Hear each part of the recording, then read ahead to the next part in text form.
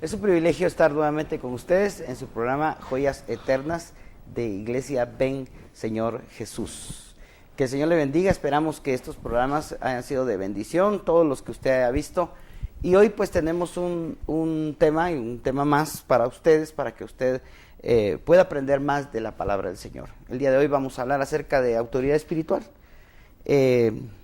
Romanos 13 dice así: sométase toda persona a las autoridades superiores, porque no hay autoridad sino de parte de Dios, y las que hay por Dios han sido establecidas.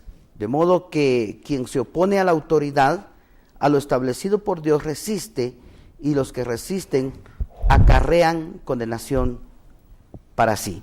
Pastor, que Dios le bendiga. Es un tema muy interesante, ¿verdad? No a muchos nos gusta la autoridad, sobre todo si la tenemos por encima, ¿verdad? Pero, ¿qué nos opina usted al respecto, pastor? Bueno, cuando hablamos de autoridad, en primer lugar tenemos que entender que la autoridad o las jerarquías no son invención humana. No es que a un hombre se le ocurrió establecer esto. Como bien establece la Escritura, las autoridades son puestas por Dios. Quizá para poder entender esto, podamos entender cómo trabaja Dios mismo. Porque el principio de autoridad es un principio que nace en la práctica de Dios. O sea, todos sabemos que Dios es uno, no hay dos ni tres dioses, Dios es uno. Oye Israel, Jehová tu Dios uno es. Pero cuando ya Dios quiere entrar en funciones, Él deriva de su esencia a tres personas, que es el Padre, el Hijo y el Espíritu Santo. Entonces, cuando hablamos de la Trinidad, estamos hablando de un solo Dios que es indivisible. Un Dios que no puede limitar su poder ni su fuerza, es un Dios uno. Pero cuando entra en funciones, el mismo Dios esencia, la esencia divina, se deriva. Y cuando ya hay derivación, entonces ya hay jerarquización. Jesús dijo en esta oportunidad, sabemos que Jesús es Dios, en esencia. Jesús dijo, mi Padre y yo uno somos, es decir, es la misma esencia. Pero cuando ya Jesús entra a trabajar y el Padre entra a trabajar en funciones, entonces ya Jesús dice, mi Padre es mayor que yo. Entonces vemos que en la misma Trinidad hay una jerarquización, donde el Padre se establece como cobertura, como autoridad del Hijo. Y si en Dios existe la jerarquización de que hay uno más grande que otro, siendo uno, ¿cuánto más ya en las criaturas? Entonces Dios, cuando crea y decide crear, también va a poner jerarquías. Esto es que sobre un alto va a haber otro más alto, y sobre ese más alto otro más alto, para que vigile, para que supervise, para que guíe, para que oriente, para que asesore, para que corrija, para que castigue. Entonces tenemos la situación de que la jerarquía y los principios de autoridad es un principio que está en la práctica misma de la divinidad. Entonces Dios lo practica y establece que todas sus criaturas trabajen en base a leyes y trabajen en base a sujeción a una autoridad. De ahí tenemos que toda la creación, toda, obedece leyes. No hay algo que no obedezca leyes. Dios le puso al sol, al mar, a la tierra, al cosmos, a todo le puso leyes.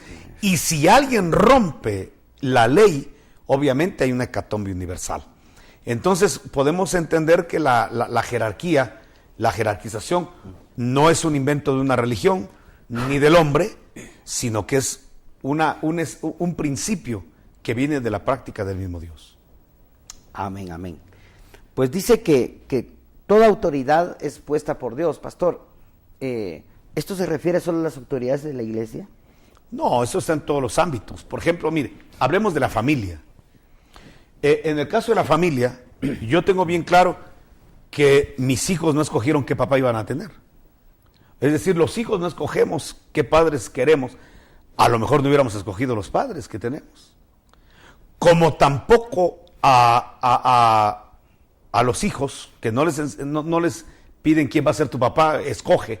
Tampoco a uno de padre le dan a escoger quiénes van a ser sus hijos. Cuando uno mira ya están ahí, ¿va? Y están en el vientre de la mamá. Y quizá también a nosotros de padres nos tocaría decir, pues yo escojo mejor otro, ¿va? La situación está en que no lo escogimos. Y si no lo escogimos, es algo establecido por Dios, totalmente establecido. Entonces, ¿qué es lo que Dios le pide a un padre? Que ejerza bien su autoridad. ¿Qué es lo que le pide Dios a un hijo? Que se sujete a esa autoridad. ¿Por qué muchos hijos no quieren sujetarse a los padres? Porque en el corazón traemos una rebeldía y una anarquía, todos los seres humanos. Usted comenzó el programa diciendo, no a muchos nos gusta tener una autoridad, sobre todo cuando está encima de uno. Eso es lógico. Hay en el corazón del hombre una resistencia por sujetarse a otra persona. Es un daño genético que tenemos todos los hombres. Pero es la forma como agradamos a Dios, porque toda autoridad está puesta por Dios. Y eso está en todos los ámbitos. Entonces, en la familia, los hijos deben sujetarse a los padres. Y eso casi no le daña a los padres de familia. Los padres, te tienes que sujetar. La Biblia dice eso. Y de hecho somos los padres los que establecemos horarios en la casa, formas de pedir permiso, cómo conceder permisos. Los padres establecemos leyes de acuerdo a cómo es nuestra cultura, conforme es nuestra forma de pensar y cómo queremos hacer familia. Sobre todo cuando las familias las queremos adecuar a lo que la Escritura establece. Pero aquí hay una situación. Aquí es donde la parte que no le gusta a los padres. Porque a las mamás decirle a los hijos, te vas a sujetar a mí. Y lo que yo te diga lo vas a obedecer. Para una madre de familia, eso no es muy difícil de entender. Lo que sigue es más difícil de entender. Ahora, la mujer como esposa debe sujetarse a su marido. Ahí encontramos ya cierta resistencia. Le pedimos al que está abajo que se sujete, pero nosotros al que está arriba no mucho queremos hacerlo. Pero la Biblia es muy clara que la mujer le debe una sujeción al varón. ¿Por qué muchas mujeres cuando uno toca este tema se ponen nerviosas y hasta contradicen el tema, creyendo que es un machismo? ¿Por qué mucha mujer se resiste a esto? Porque los hombres quizá no han hecho muy bien su papel. Hay mucho hombre que ha abusado de su autoridad, que ha sido prepotente, que ha sido soberbio, que ha sido humillante, que ha creído que la autoridad es o sirve para humillar al que está abajo, para frenarlo, para no dejar que se desarrolle. Enseñorearse de alguien. Para enseñorearse. Y entonces en ese señorío que toman los hombres, obviamente la mujer se rebela. Porque Dios jamás puso una autoridad para limitar al que está abajo, para que el que esté abajo sea humillado, para que el que esté abajo sea totalmente vejado y se rompan sus derechos, sino que el Señor dejó autoridades para proteger, así como un padre está puesto para proteger a sus hijos. De hecho, a veces el hijo cree que el padre le está dañando cuando realmente le está bendiciendo, pero por la falta de experiencia, por no entender cómo funciona la vida, que el padre ya lo entiende, entonces cree que el papá es su enemigo, cuando lo limita, y no, está siendo su mejor aliado cuando lo limita a ciertas cosas. Entonces, aquí viene la situación. Cuando un padre ha ejercido bien su autoridad y no está siendo prepotente, ni se está enseñoreando de los hijos con mucha confianza se sujetan a los padres porque le tienen confianza, porque lo que el padre ha hecho es protegerlos, cuidarlos, y el hijo se da cuenta de eso. Ahora, cuando el padre es prepotente, soberbio y humillante, entonces el hijo se rebela, se resiste a eso. Lo mismo pasa a esposo y esposa. Cuando el esposo es machista, es humillante, prepotente y soberbio, obviamente la mujer se va a resistir a ese tipo de trato, se va a resistir a ese tipo de gobierno, porque es un gobierno malo, autoritario, enseñoreador, que jamás la Biblia avala, ni jamás el Dios de la gloria estableció una autoridad para que esa fuera su función. La función de una autoridad es proteger, guiar, asesorar, bendecir, aconsejar. Entonces, cuando una mujer se siente protegida por su marido, cuando una mujer se siente amada por su marido, por sobre todas las cosas, cuando siente que el marido lo que está haciendo es tratar de elevarla, de ayudarla, de apoyarla, de cubrirla, de protegerla, entonces la mujer con mucha, si es sensata, desde luego, con mucha bendición se deja guiar, asesorar y cubrir por su marido. El problema es cuando el marido es un mal ejemplo, cuando el marido no es espiritual, cuando el marido es tajante, es celoso, es destructivo. Entonces, a ese gobierno la gente siempre se va a resistir y siempre habrá revolución cuando haya una mala autoridad. Cuando la autoridad está pegada al Espíritu Santo, cuando el hombre está pegado al Espíritu Santo, sus decisiones, su accionar está basado en la palabra de Dios, pues con mucho gusto la mujer se va a sujetar y obviamente los hijos se van a sujetar a esos padres. Amén, amén. Pues yo veía una cosa, pastor. Veíamos que entonces hay buenas autoridades, ¿verdad? Buenas coberturas y también las hay malas. Me refiero a malo en que yo digo que una autoridad debe tener algunas características, pero también en el caso, digamos, los hijos deben sujetar a los padres, la mujer se debe sujetar a su autoridad, que es el varón, pero también vemos varones que no se dejan cubrir por una buena autoridad, que es Dios, porque dice que la cabeza del varón es Cristo, ¿verdad? Entonces, ¿qué debe hacer una autoridad? En primer lugar, una pregunta, ¿verdad? ¿Qué debe hacer una persona cuando tiene una mala autoridad? Bueno, primero, hermano, voy a decirlo de esta manera, una autoridad perfecta no existe, un padre perfecto no existe, una madre perfecta no existe, una esposa perfecta no existe, ni un marido perfecto existe. Tenemos que entender que las autoridades van a cometer errores. ¿Qué hay que hacer? Dialogar, platicar mucho. Y también platicar con Dios. Yo pienso que uno lo que hace es hablar con el inmediato superior. ¿Qué pasa cuando un maestro no está funcionando bien? Pues uno va con el director, en su defecto con el supervisor. ¿Qué es lo que uno hace? Va a instancias mayores. Entonces lo mismo sucede. ¿Qué pasa cuando un marido, por ejemplo, está ejerciendo muy mal su autoridad? Número uno, platicar con su jefe, platicar con Dios, hablar con él, interceder por el que está haciendo una mala autoridad para que Dios hable, y gracias a Dios, Dios habla y Dios reprende y corrige. Entonces, número dos, platicar con la autoridad y hablar, mira, no me está edificando lo que tú estás haciendo o estás estableciendo. Y desde luego, la autoridad, una de las características que tiene una buena autoridad es que escucha al que está abajo y toma su criterio, su forma de pensar como algo totalmente importante. ¿Cuándo sé yo que estoy haciendo una mala autoridad? Cuando no escucho a la gente, cuando establezco un despotismo y bueno, tú piensas así, pero aquí yo soy el que mando y punto. Ahí hay un problema en la autoridad. Ese hombre o esa persona está cometiendo un abuso total de autoridad. ¿Cómo sé yo que soy una buena autoridad? Escucho qué es lo que la gente desea. Incluso estoy dispuesto a oír la censura de lo que estoy haciendo mal. Y estoy dispuesto a cambiar las cosas que no estoy haciendo bien. Y una buena autoridad cambia las cosas que están haciéndose mal. Una mala autoridad persiste en el error. Dirá, bueno, ustedes tienen la razón, pero como yo aquí soy el que mando, persisto en el error de mi camino, en el error de mi conocimiento, de lo que estoy elaborando. Una buena autoridad está dispuesta a cambiar cuando los cambios son lógicos, cuando los cambios no, digamos, son bíblicos, cuando los cambios son para edificación de la familia, de la iglesia. Entonces, ¿cómo sé yo que ejerzo una buena autoridad? Que escucho a la gente. De hecho, hay muchas evaluaciones. Creo que cuando un maestro, que es una autoridad en un aula, evalúa, no solo está evaluando a sus alumnos, él mismo se está autoevaluando. Él está viendo por qué si todos o la gran mayoría de alumnos fallaron en la respuesta número 10, algo hubo mal en la comunicación del maestro en la pregunta número 10 que necesita reforzar, cambiar el método de enseñanza, porque algo está mal.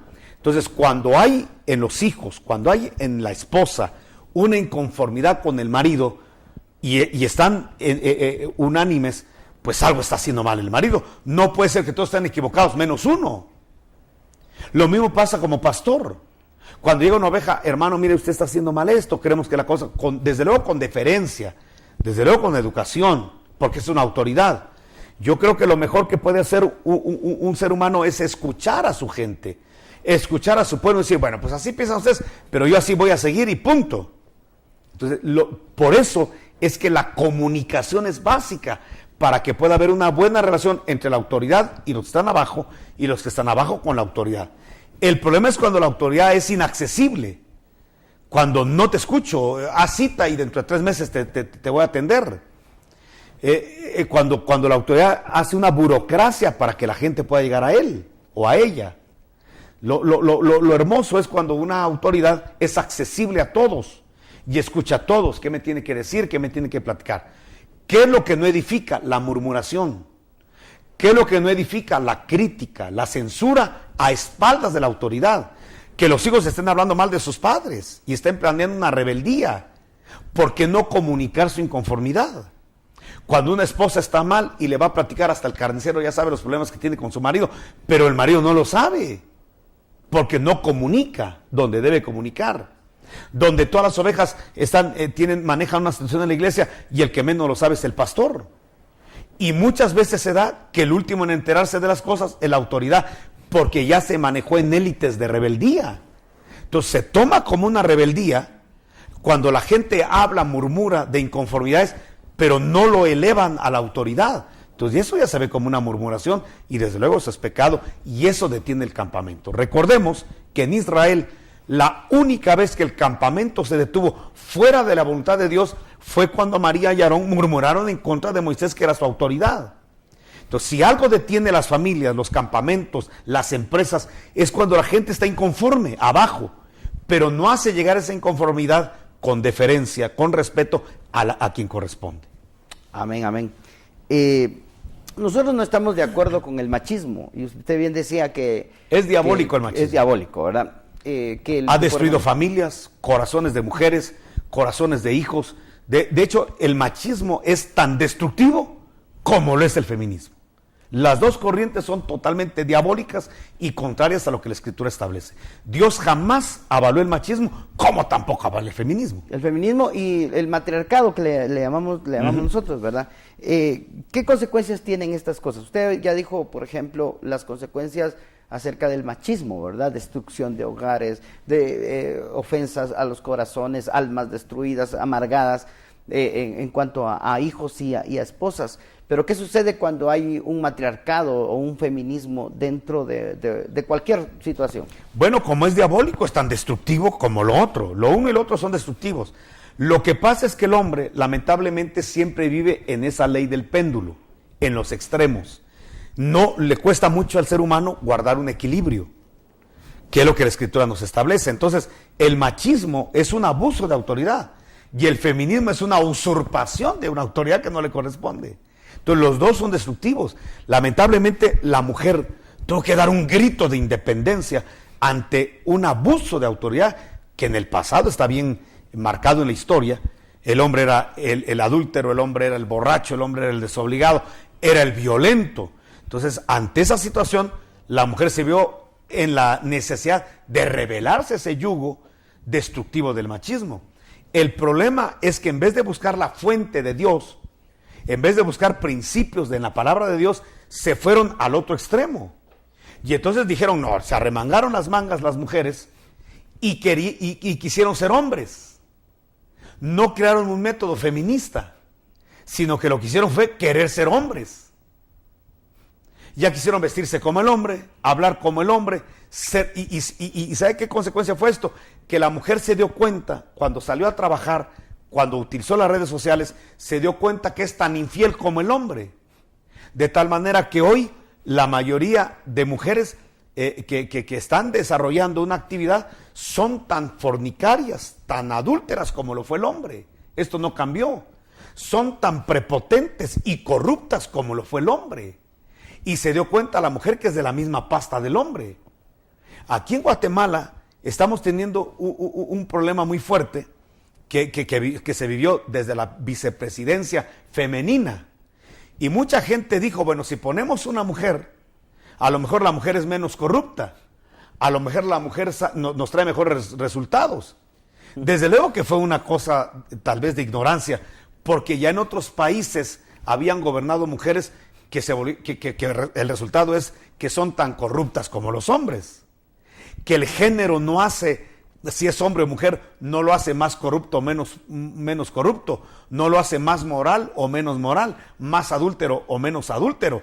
Los hace iguales, probando que somos de la misma pasta débil, de carne, probando que tanto el hombre como la mujer necesitamos a Jesucristo. Lo que está probando, y el fracaso feminista y el fracaso machista, lo que está probando es que el hombre sin Dios nada puede hacer. Jesús lo dijo en Juan 15, sin mí nada podéis hacer, se llame hombre, se llame mujer, si no se agarra de la mano de Dios, si no se mete a los principios de la palabra.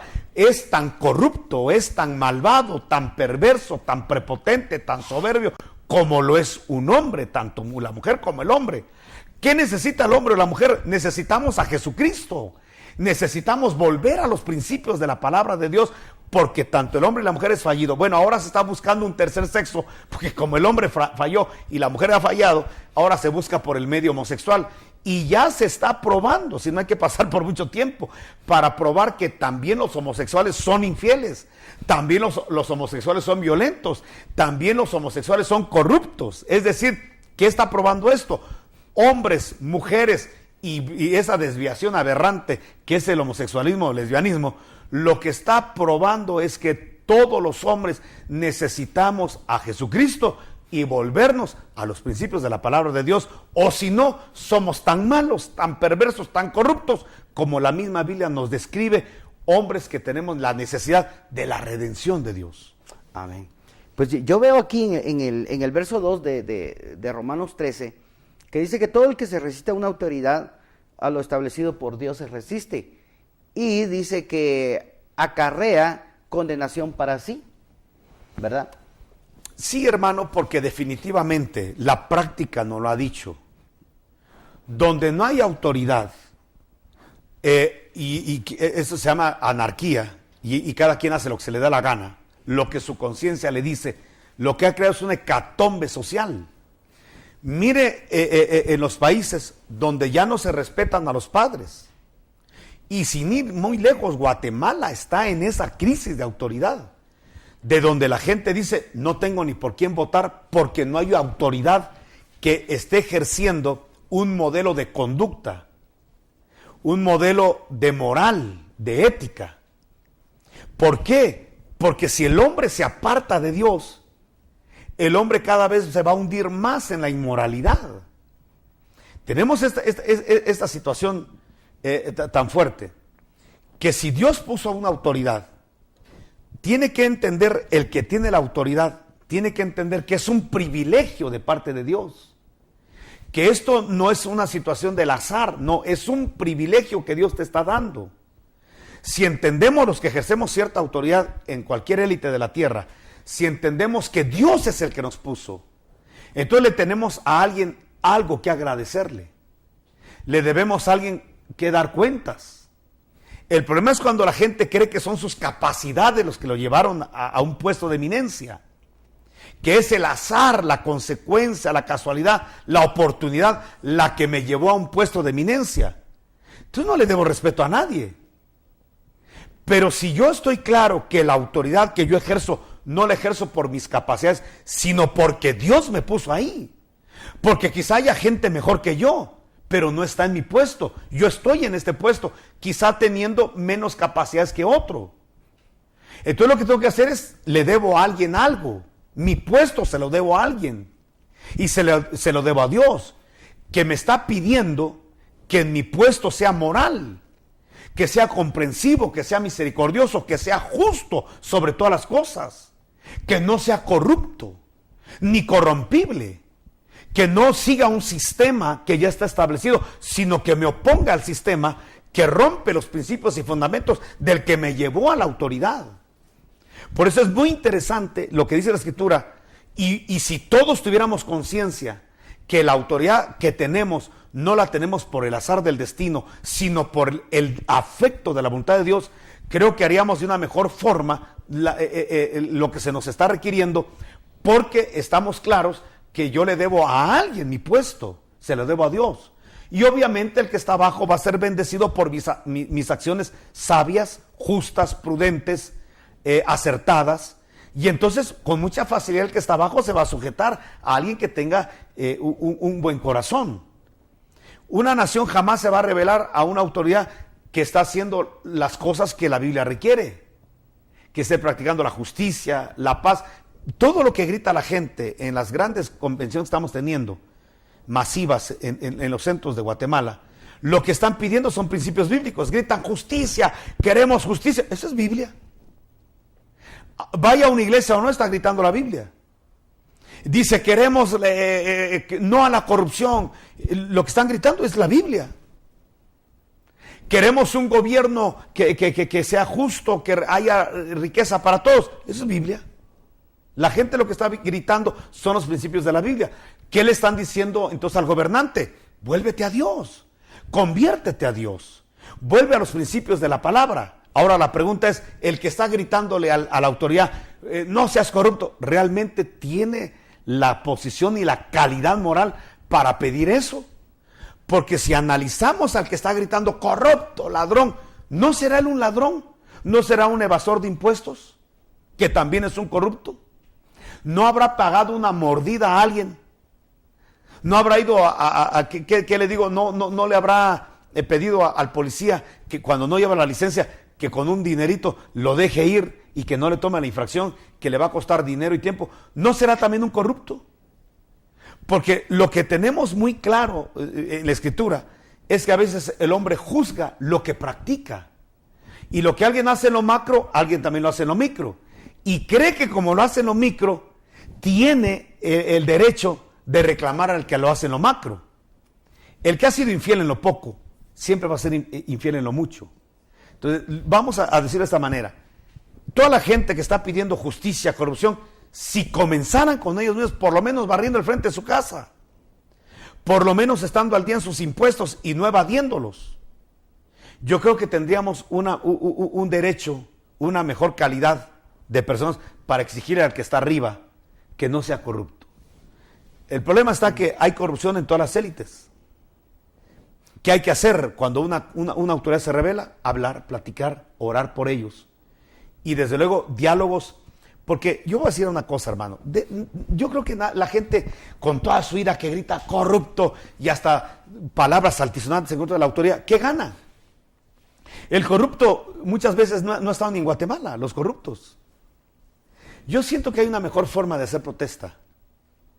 Vamos a decir que la autoridad sea quitada. Pero ¿y qué viene después de quitar un corrupto?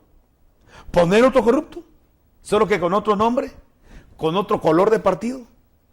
¿Qué es lo que pasa? Tenemos que empezar desde abajo a hacer cambios estructurales grandes, comenzando conmigo mismo. ¿Cómo? Me vuelvo a Dios, me arrepiento y me vuelvo a Dios y vuelvo a los principios de la palabra. Si cada uno de nosotros empezamos a tener cambios, erradicando la corrupción, odiando y detestando la corrupción que quizá hemos aceptado y se ha vuelto una costumbre, creo que vamos a tener mejores resultados con la autoridad que está arriba. ¿No será corrupción o engaño hacerle los deberes al niño? ¿Verdad? Le estamos enseñando engaño con eso. Ponerle una nota, no se presentó a estudiar porque estaba enfermo, y no es que está enfermo, sino que por Aragán no se levantó. ¿Por qué no le pone claro, mire, mi hijo no se levantó? Fue Aragán, discúlpelo. Sí. A ponerle una excusa, hasta engraparle una receta médica que es falsa. Sí, yo creo que esos principios se nos fueron de las manos, ¿verdad? Y pues ahora estamos viendo la consecuencia. Por eso dice que acarrea condenación el que no se somete a una autoridad. Y todo esto nos está trayendo realmente muchos problemas. Pero pues fue una buena introducción, creo yo, al tema de autoridad espiritual. Yo creo que vamos a seguir platicando acerca de esto. Muchas gracias por su atención y que el Señor le bendiga.